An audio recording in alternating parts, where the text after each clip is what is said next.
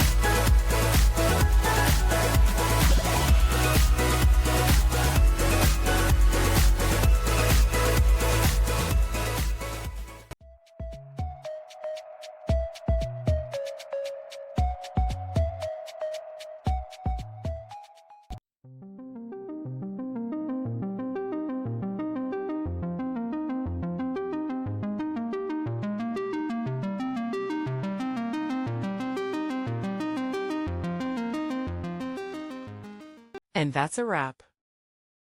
I hope you found the answer you were looking for. If you did, take a second to hit that subscribe button. It really helps out. And let me know in the comments which solution worked best for you. See you next time in the debug zone.